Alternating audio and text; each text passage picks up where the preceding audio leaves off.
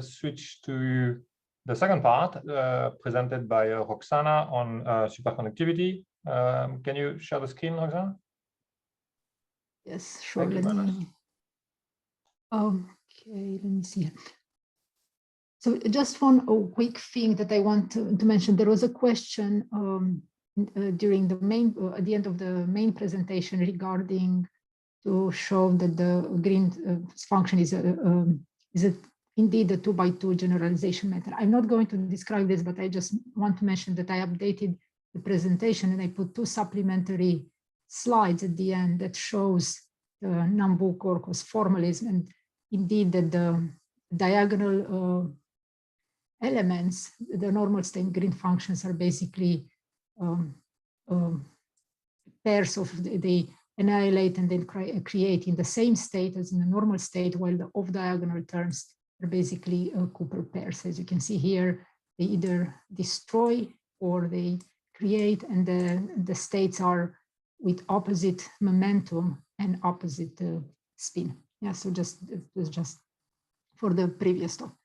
So now I'm gonna go over the hands-on intro. Let me first make this in the full screen mode.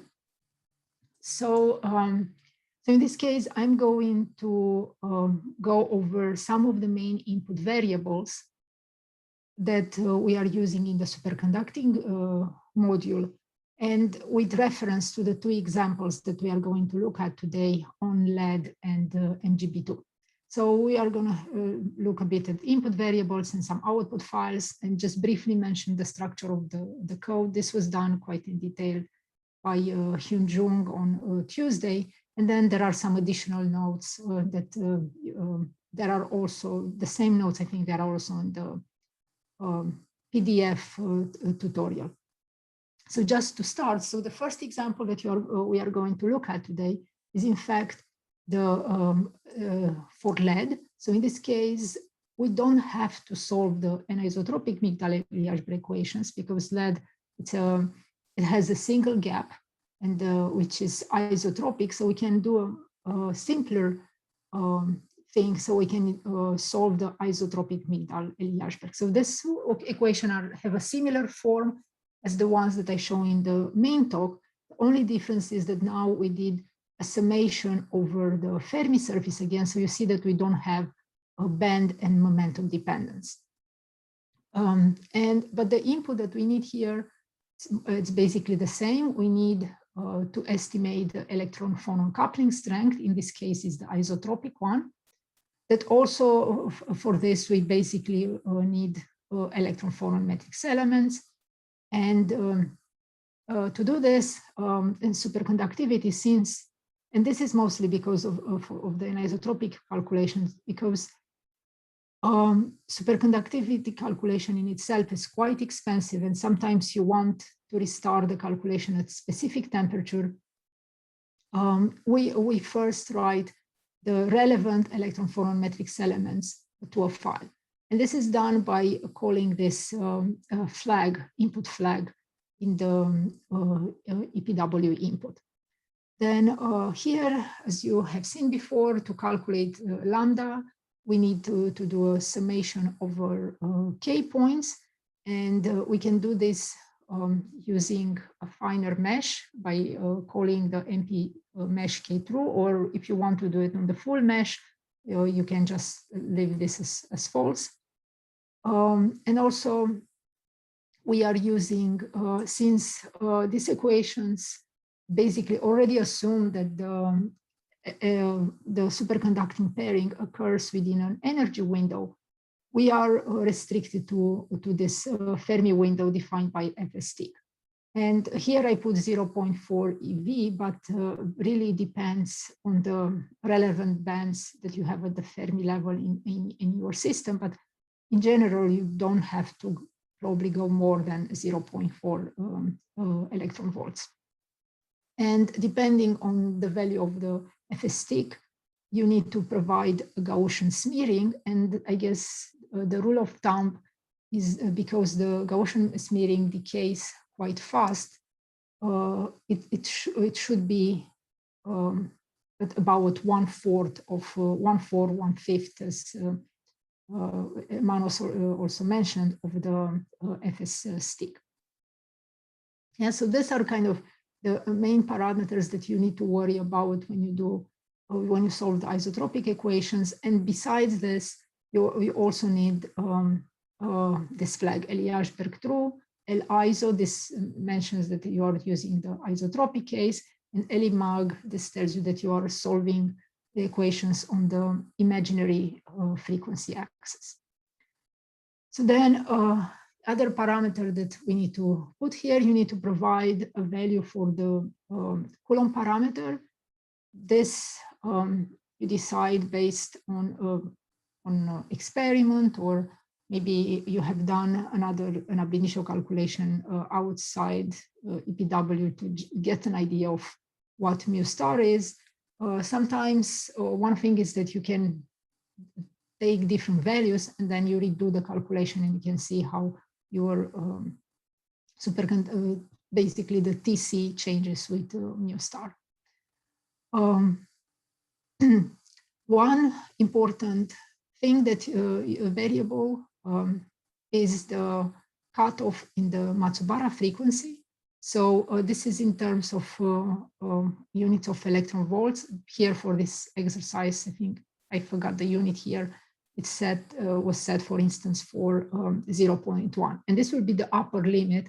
In other words, how many terms you are going to include in this summation. And as I mentioned, lower the temperature for a given cutoff, more Matsubara points will be included. Yeah, so when you do the superconducting gap at various temperature, if you provide a value for VS cut, you will have different of Matsubara points at every temperature. Yeah, it's not going to be the same number. The code will automatically estimate based on the expression for the Matsubara frequency.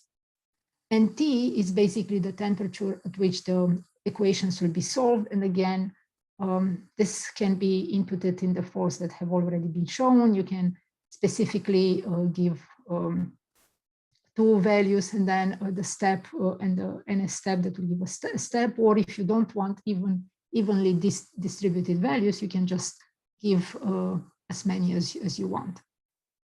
So that's what you will get if you solve the isotropic equation in the case of FLAD. So in this case, as I said, the flags to start the equation, the solution for the isotropic equation are L-ison and L-mag. And when you run the calculation, you will get a number of files with this prefix. This will be the name of your system that you have given in the file. And then this tells you that you did an imaginary calculation on imaginary axis. You solved the isotropic equation. This will give you gap naught. So this is the leading edge.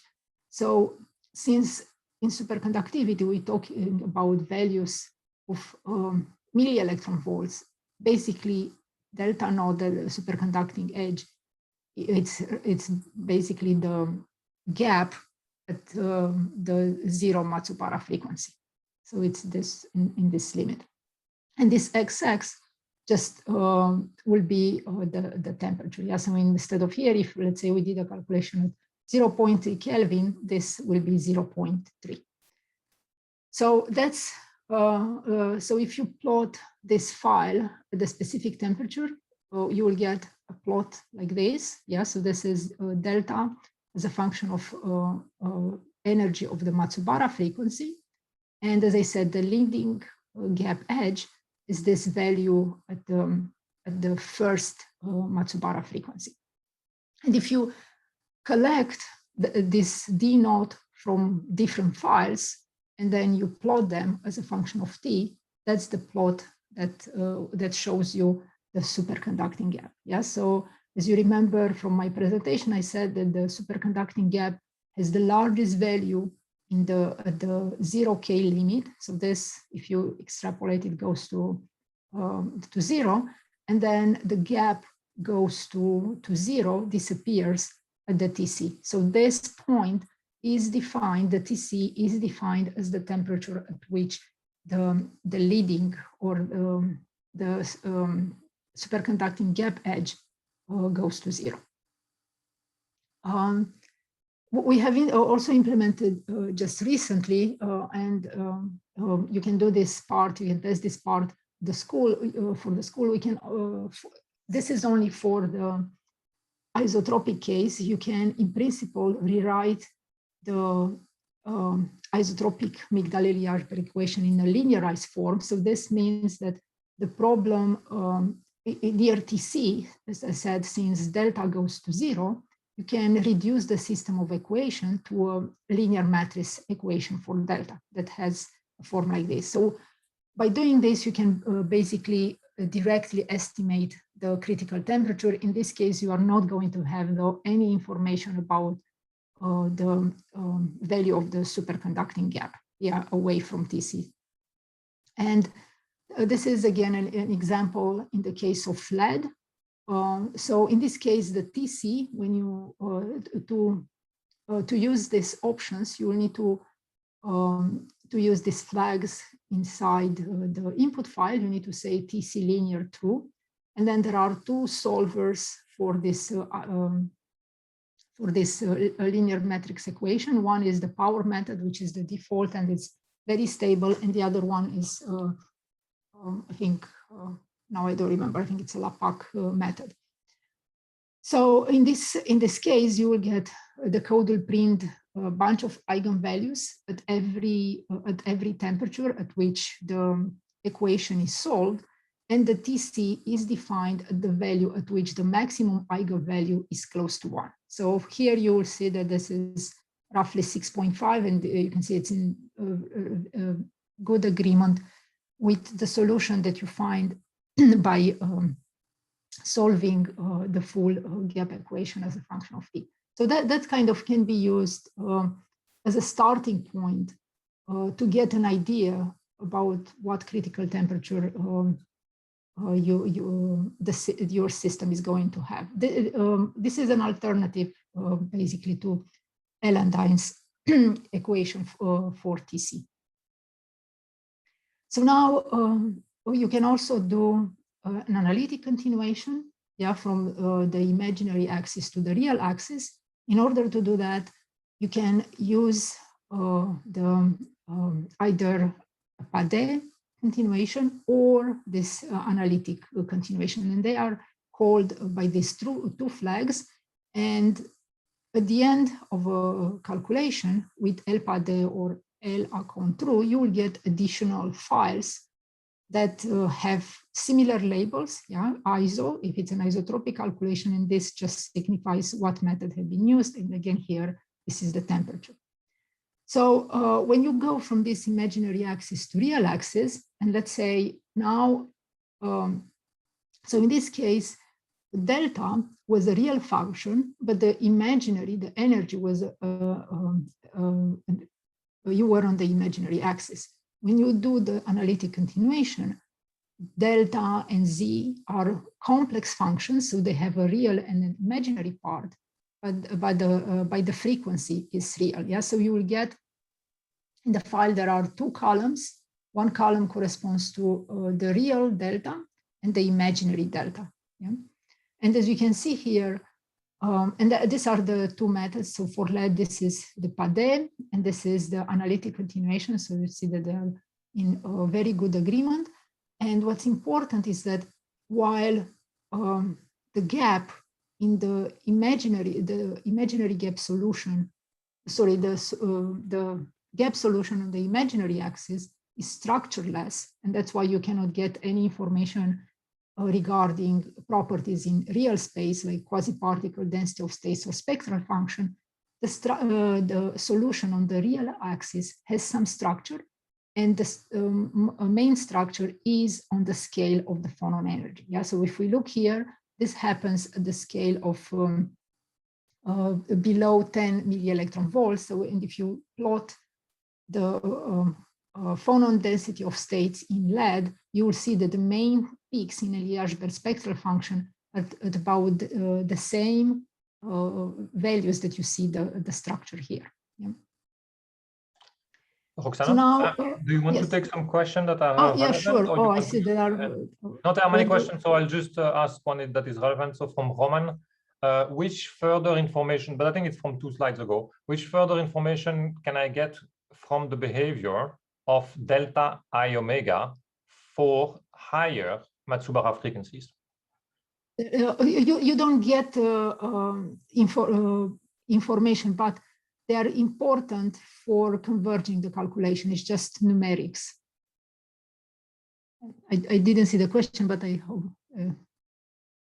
So I see a bunch of questions, Samuel. Can you mention which? Yeah, if you go a bit higher. So yeah, he says, okay, it's actually just writing now. It's a Roman.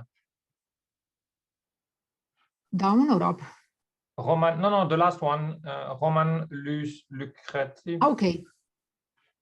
Okay, so just no, that's important for the imaginary axis as well. So in principle, you would want to add as many Matsubara frequencies as you want. In practice, we are because of the memory requirements, we pick something between 4 and 10, the maximum phonon frequency. But this is important for both. Yes, you will have time to ask questions for after the presentation. Yeah. So so let me continue now, and then we'll go back to questions maybe a bit later. So now what basically the same steps we do when we solve the anisotropic equations. The difference here, so the main flag Eliashberg true, and then instead of using L iso true, we have L aniso true. Yeah? So here we need to calculate the anisotropic electron-phonon coupling strength, the same as before. The only difference now is that we don't do the integrals over k and q. Yeah, so this we need to keep in memory all these coupling electron-phonon coupling strengths on the k and q mesh, and that's the reason, as I said, why we write the electron-phonon matrix elements on file, because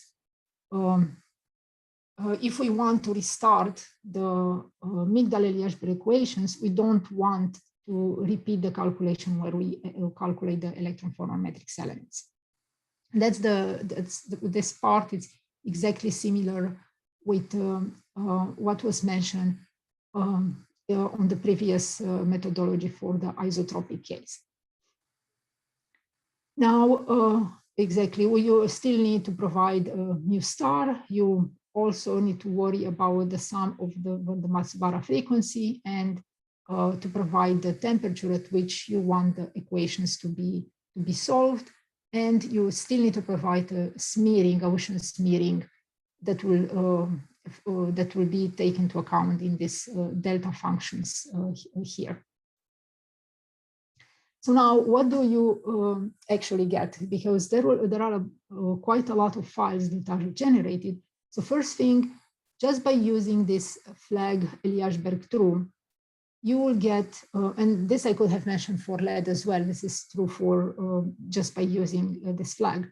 You will get files that contains different electron-phonon coupling strength files. So the first one, prefix A to F, that's the same as we've seen in the tutorial yesterday on mobility.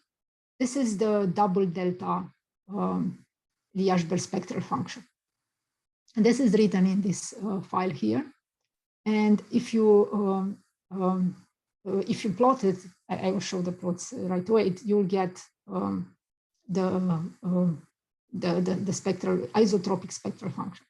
Now, this file, this lambda, this is I call it the anisotropic lambda, and this is written in this file called prefix.lambda_pairs, and is only written for I verbosity 2.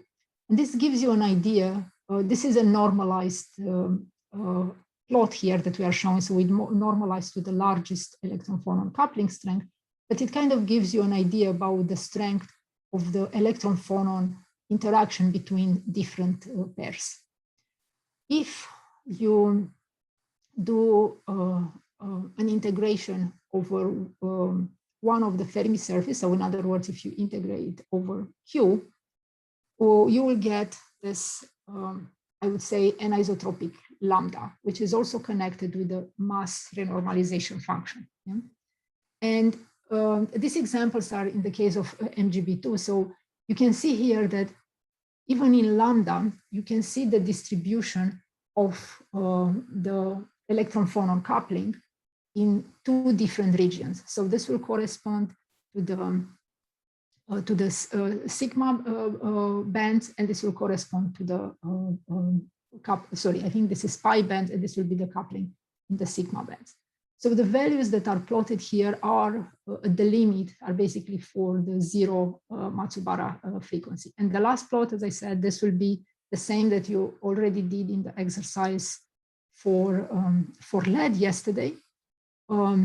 If you plot A to F for different smearing values, you get the Eliashberg spectral function. And if you integrate this using this expression, you will get the total electron-phonon coupling strength. Yeah, this is the isotropic total electron-phonon coupling strength. Now, what do you get if we solve the anisotropic equations on the imaginary axis? You will get a bunch of files like this. So kind of following the same notation, this is imag to specify its imaginary axis, that this is an anisotropic calculation. And this file that only has the temperature, it basically gives this, this distribution. So it's basically the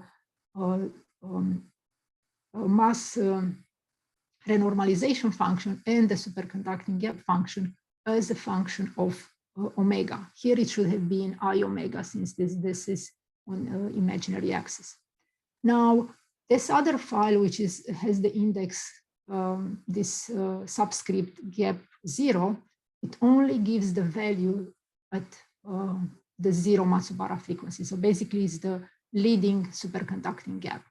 And this is what was taken to make this plots here. Yeah, so at from every temperature, I plotted this function.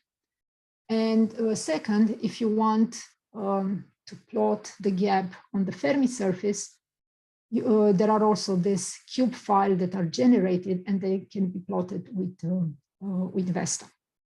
Yeah, so we are not going to do, I mean, this is explained on the website, and also Hari has helped me with preparing the tutorial for that you will go through today. So at the end of the tutorial for MGB2, there is an explanation on how to obtain this type of plot. Yeah, and this was done initially the very first time by Samuel a few years back.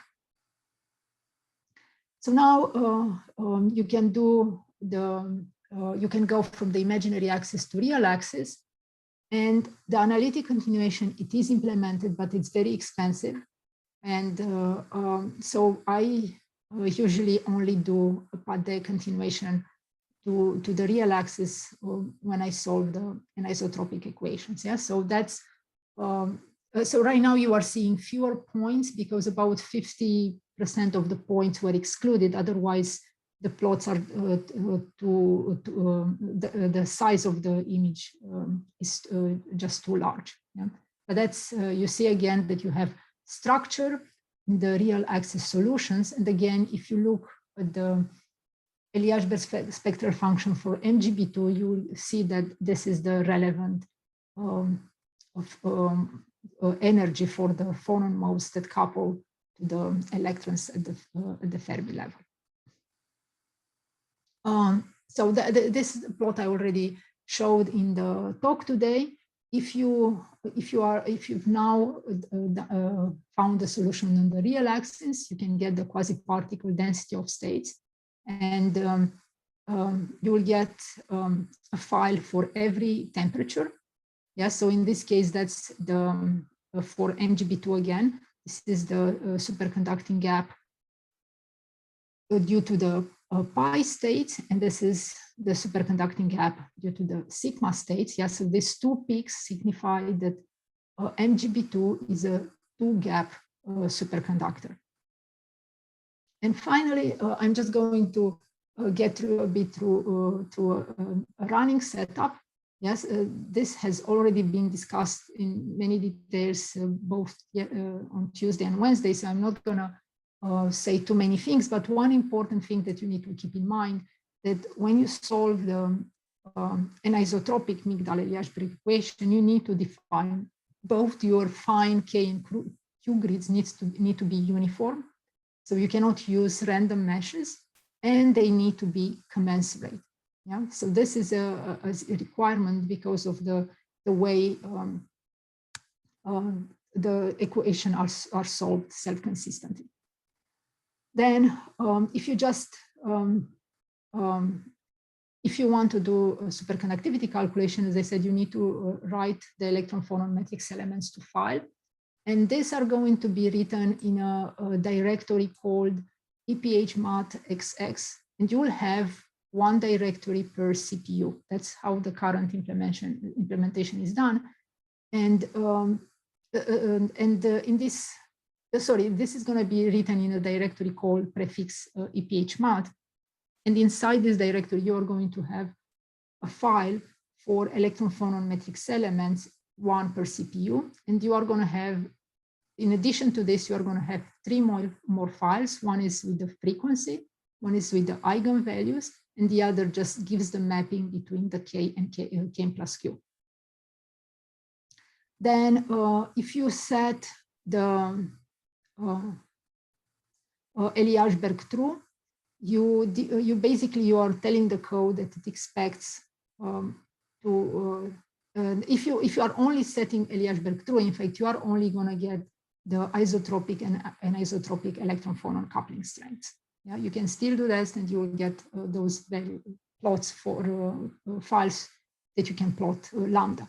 And many times, before I really solve the superconducting gaps, I just do this part just to understand, for instance, if I expect, let's say, one gap or two gaps superconductor. Yeah, because if I do this, I can already see the structure in lambda, and this gives you some idea. Also, at the end of this run, you will get the TC from Allandine equation.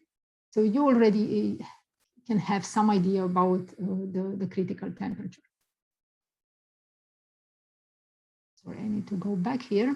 Now, if you, depending of your setting, if you say L aniso true, then you are going to solve the anisotropic. If you say L iso true, then you are going to solve the isotropic equation. And then they said, if you want, you need to specify LE mag, that you will do it on the imaginary axis. And if you want to do an analytic continuation, you also need to pick the flag. And then you need to specify the value for the cutoff in the Matsubara frequency, the value for the Coulomb parameter, and specific temperatures. Yeah, and additional flags, these are, for instance, this convergence threshold. This is the convergence in the Broyden mixing for the self-consistency. And this is the number of iterations that you can set for the self-consistent cycle. Yeah, so the code, when you do this part, so the main input in the EPWF90, if you set EPH right true, you will call this subroutine. And if you set Eliashberg true, you will basically get inside this call, which first tell you that you will read this part. It just initializes the input variables that are read from the input file. Then it reads the eigenvalues, the frequency eigenvalues, the mapping, and the electron-phonon matrix elements from the directory where it had saved. And then it evaluates all those lambda, the isotropic and anisotropic. And then, as I said, it estimates the TC gap. So in principle here, we can do right now, we should add this, that should also estimate this, the TC, which is very fast and quick through this linearized method for isotropic equations. And then if you're going to solve the anisotropic equations, the initial steps are basically the same. So you can see the first points still here, they are the same as if you are just imposing, calling this flag. But in addition, right now, you are going to call this main subroutine, which is the driver for solving the Eliashberg equations. Yeah, and there is a similar one for the isotropic case. I'm not going to discuss this file, but this was just a quick idea of how the code is structured. And I'm not going to go through all these files. I basically discussed them now, but this is just a summary of the files that are generated, and the same information is also on the website, and what each column of the file contains. Yeah, that's for if you just set the Eliashberg, set the Eliashberg to flag. Then here, in case you also do a verbosity tool, and this is the flag, the files generated for the solution on the isotropic solutions, and these are the files that are generated for the anisotropic solution without and with iverbosity tool. Yeah. And additional notes, again, some things that you need to keep in mind, that, as I said, if in fact, if you just call this flag, this will if you don't have uniform and commensurate K and Q meshes, the code is going to stop with a message. As I said, these files that you generate, you need to keep in mind that you save them and you want to reuse them at different temperature. But in case that you want to solve the equations on a different grid, then you will need to regenerate this file. Yeah. So as long as you keep the grid K and Q grids unchanged, you can reuse these files. As an alternative, if you don't set ESCAT, you can also give, let's say, how many Matsubara frequencies you want to include. And in this case, the VSCAT will be estimated at every temperature given the value of the number of Matsubara points. By default, if you have this flag set, the stop or the code is going to stop if this flag is also not provided. Yeah, so this will automatically require the Eliashberg flag. LPAD requires Elimag, and the analytic continuation requires both Elimag and LPAD. And the reason for this is that when you solve the equation in the analytic continuation, you basically need to resolve them iteratively, exactly as we did on the imaginary axis. And the starting solution are the solution from the PAD continuation. Finally, there is an option for restart, but I'm not going to go through this. This is a bit is described in the tutorial, so I can maybe once we start the exercise, I can describe it more in detail there. I see that there are a bunch of questions in the chat, so maybe I should reply to some before we move on to the tutorial. Samuel, do you have any idea where the questions for me start? No, it's a bit mixed because it's also with the previous Yeah, one. that's what I said, that it's mixed with... but I think they've been mostly all answered from what I can tell. So I think so. Yes. Somebody, so if somebody has further questions, they should rewrite them again or talk. Yeah. Can we ask a question orally? Yes. So let me just answer to Barbara first. So Barbara, all this description of the output files, it is they are on the website. You just need to go under the exercise. So there is an example MGB2. I will send the link in the chat. Yes, Ali, please go ahead, ask the question. Yeah, first of all, thanks a lot for the talk. I have a question about the integrated lambda. Is it output? Is it output by the EPW code, or do we have to calculate it manually? It is outputted by the code. You will get, so once you have this flag, Eliashberg true in the input file, and you will see this in the exercise, you will get all these 3 files. This one you will only get if you also set I verbosity to equal 2. Oh, okay. So all these 3 files are, you get with the code, and you can plot them. There is a description in the exercise for MGB2 in the second exercise of the tutorial. Okay, just another quick question about dgauss q. I think Yes. the code outputs the Eliashberg function at different dgauss q. So do you have to converge as well with respect to this parameter? Good question. So dgauss q by default, we already use 10 values. So this is the default. So if we if you look in the file, and if you look at the end of the file, for instance, of the Eliashberg spectral function, for the isotropic case, this prefix A2F, at the end of the file, you will see it's written under each column for which smearing of dgauss q the calculation was done. Yeah, but which one do we choose? I mean, you will need to plot and to say which one is converged. Usually lambda varies, there is little variation in lambda value as a function of smearing. What you will see that is more variation in the structure. Yeah, so if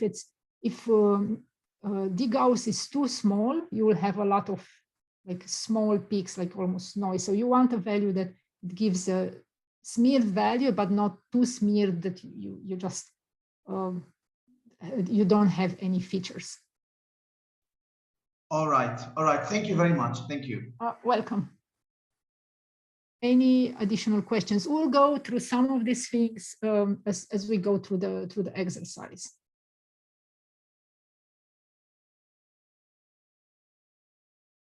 Let's see.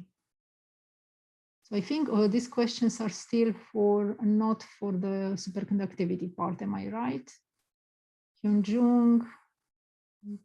Yeah, that's with the reading of the okay. exercise. So then let me don't know how we stay on with time. Am I behind? Am I